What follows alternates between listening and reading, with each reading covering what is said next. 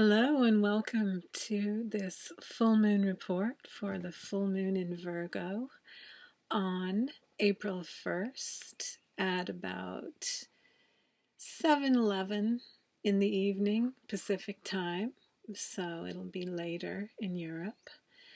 But this full moon is going to be in Virgo. Our new moon on March 18th was in Pisces.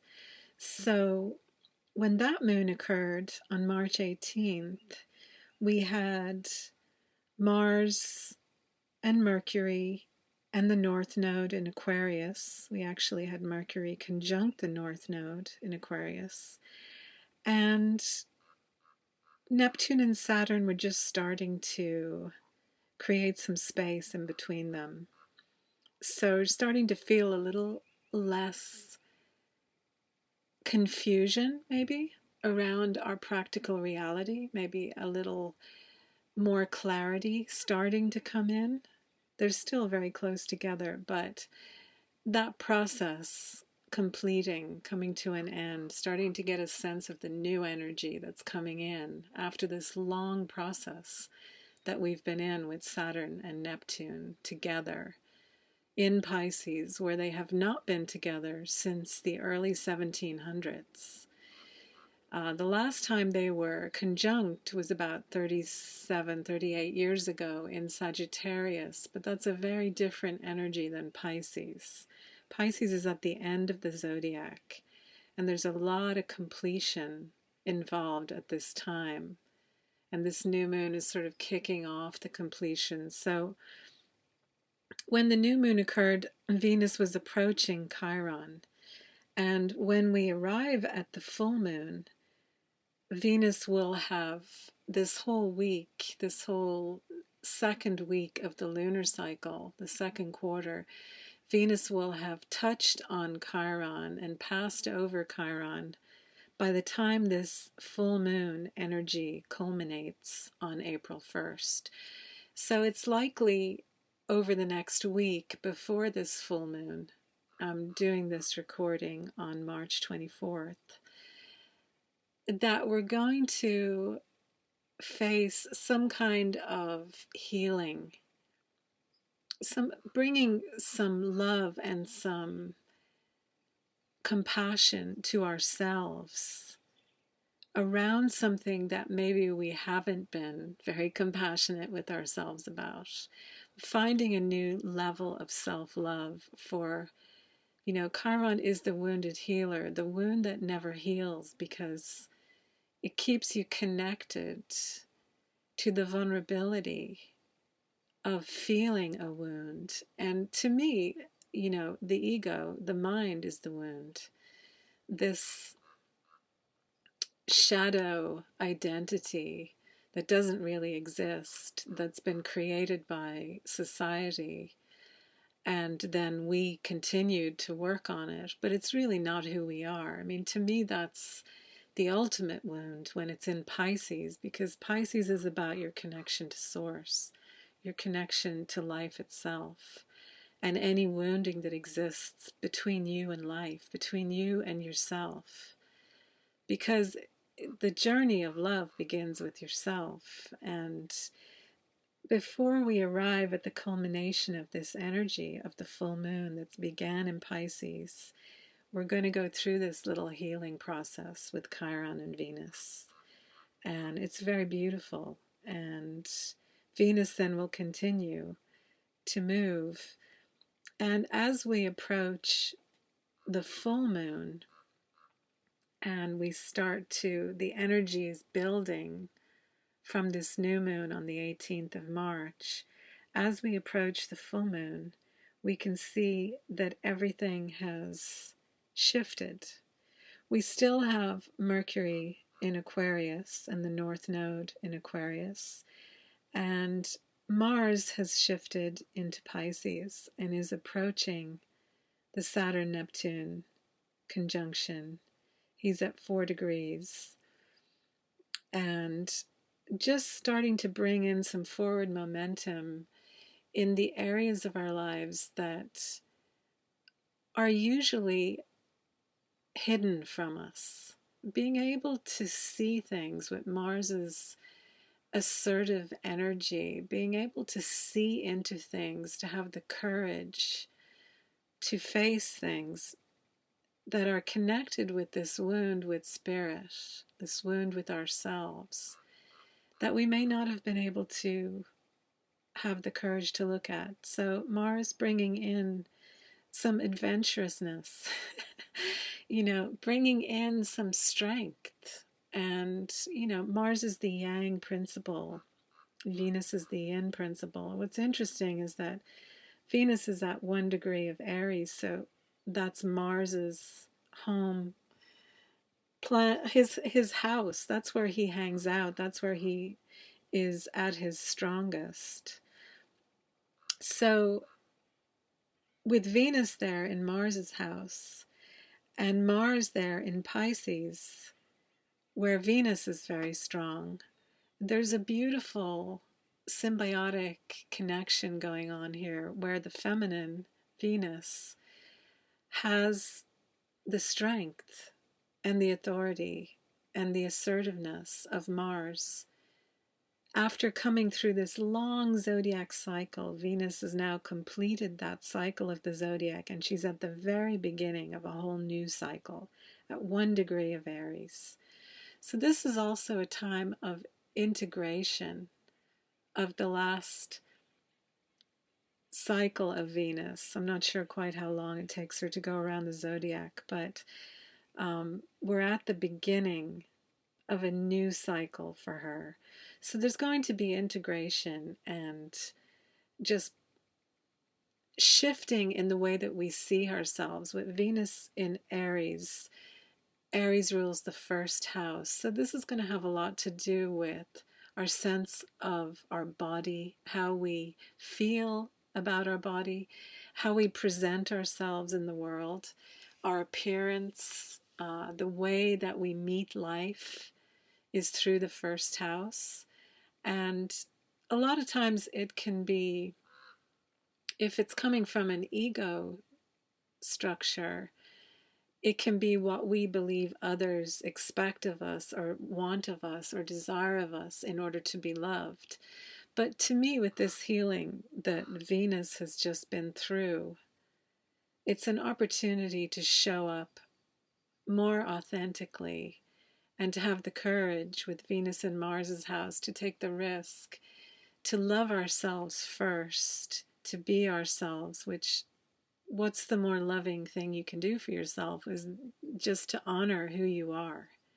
And that's to accept who you are and to feel worthy. And Venus is all about what we value, and to value ourselves. And yes, of course, to value the other and to value our relationships. But where she is right now, this is about the relationship with ourselves, with our bodies. And she's bringing in some really beautiful energy into this after a very long transformative cycle. We have Neptune at 12 degrees and Saturn at 16 degrees of Pisces. And they are opposite to this full moon. So I feel this is sort of the last strong influence of Neptune and Saturn as Saturn is starting to move away from Neptune and we're getting some space.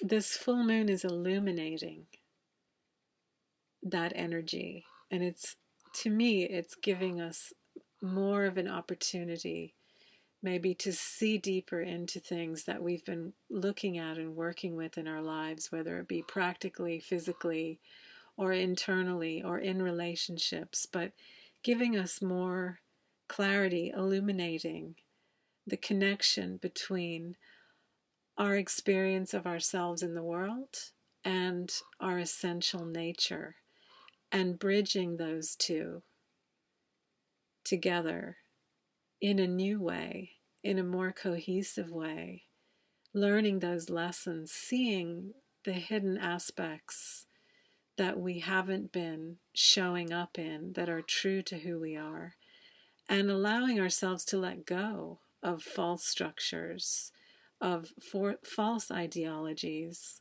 and belief systems that have been taught to us or given to us by society. And then we have Chiron at 36 degrees. He's approaching the end of this transit, but at some point he will get all the way to the end of Pisces, but then will go retrograde. So this is the last phase of the healing in this sign in Pisces. And, at the last degrees of a healing process that we've all been in spiritually, sometimes it can get more intense before the end. And that's what Chiron is showing us, that we have made progress, that we have had a lot of healing happen. He's been in Pisces since 2016, I believe, 2016, 2017. So it's been a long journey for all of us. And bringing in some very positive energy here with Venus going over Chiron before the full moon. So the full moon, the moon itself is a receptive yin energy. It's reflective. It reflects the light of the sun, which is the yang energy.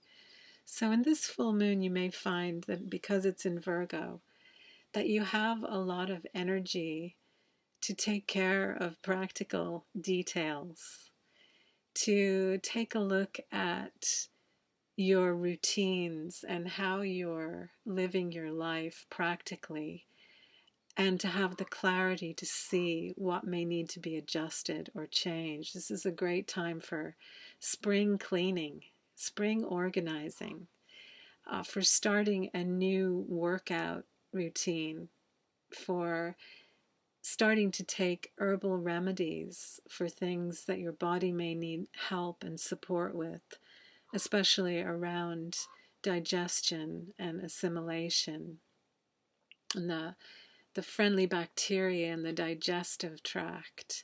Virgo rules all these areas, and giving some love to that part of your body, getting more exercise, getting out more in the sun if you haven't been. So it's beautiful. This full moon is bringing us down to earth, back to the body, after, coming through the winter, and it's kicking off spring. So then we still have Uranus up there in Taurus, giving us a lot of ingenuity around our practical life. And, the opposite of Taurus is Scorpio. So Uranus is also, you could find that ways in which you've been doing things in the past just suddenly shift, just suddenly change, and you find this new energy coming in, because with Uranus and Taurus, he's really wanting to materialize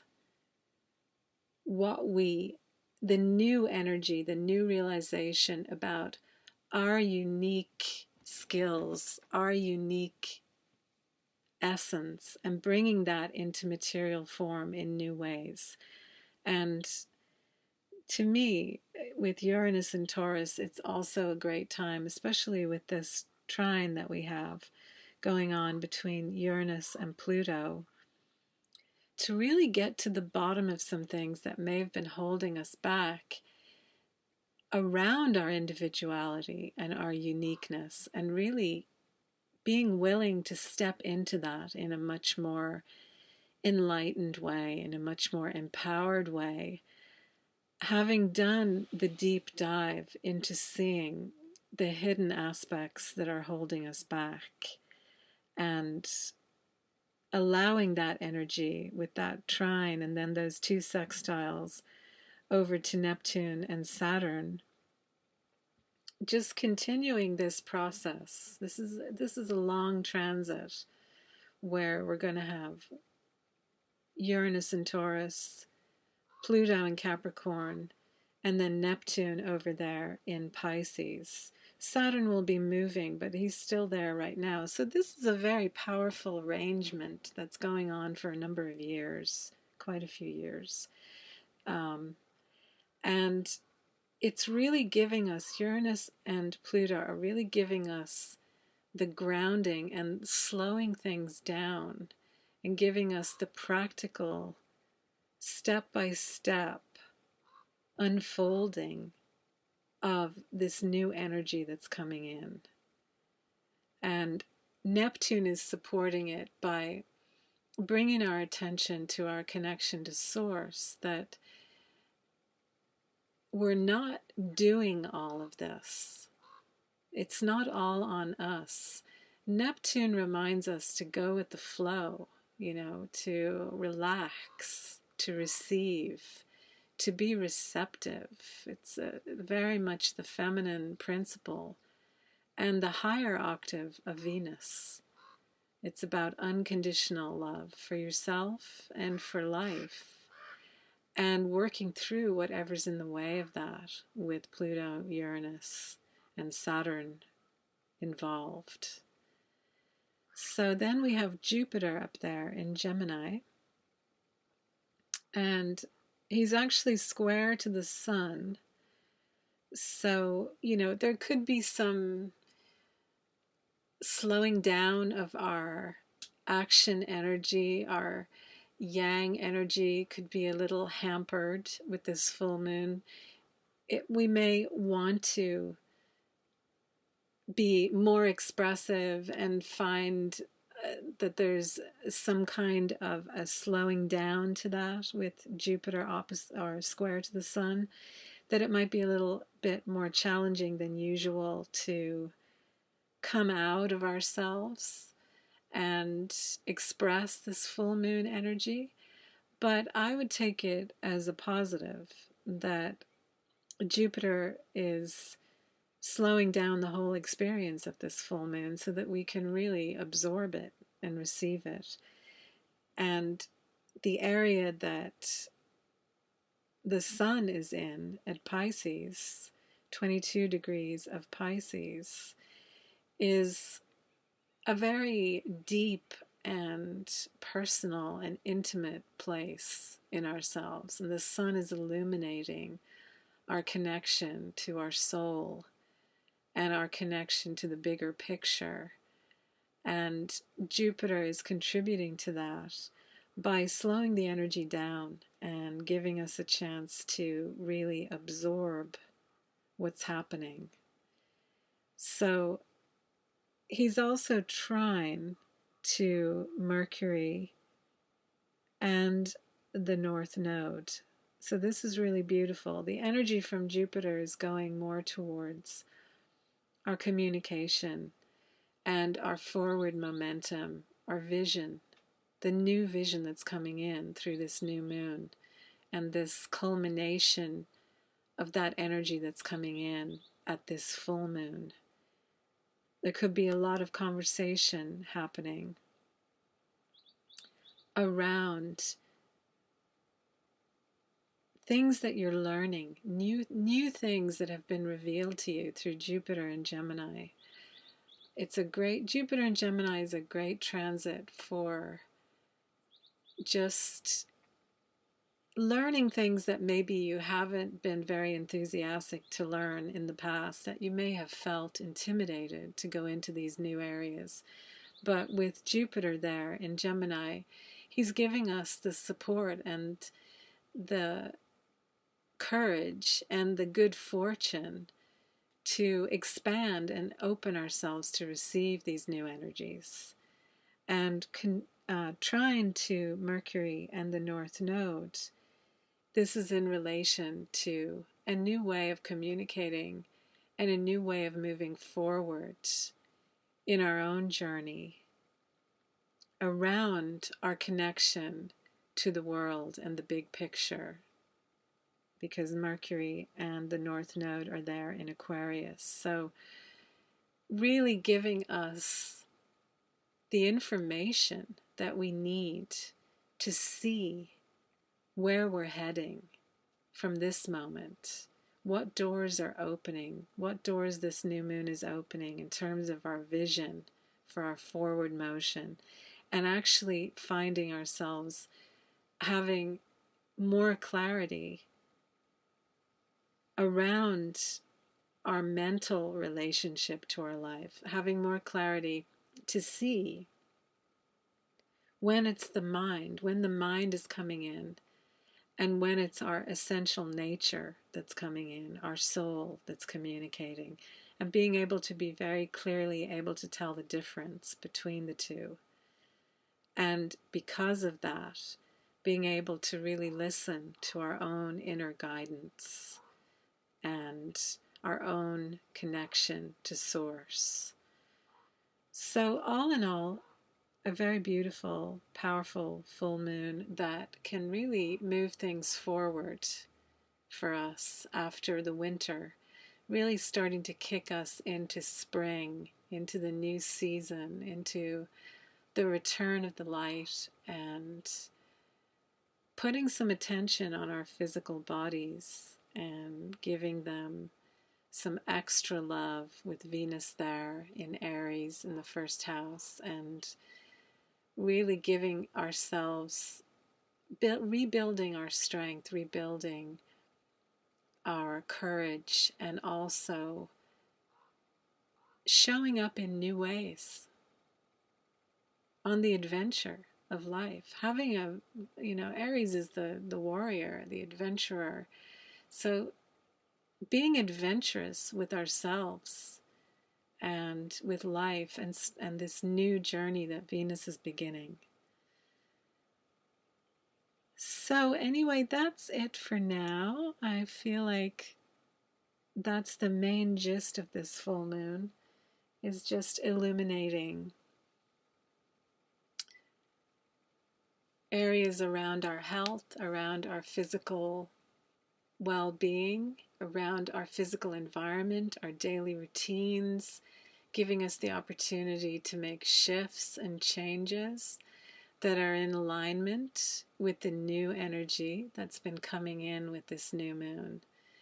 So thanks for joining me, and if you have any comments or questions, please leave them down below. But otherwise, I'll be back with the new moon in Pisces. We're having a second new moon in Pisces on April 17th. And I look forward to coming back and speaking with you about that then. So lots of love and good energy out to you wherever you are listening to this right now. And have a beautiful, powerful, enjoyable full moon in Virgo.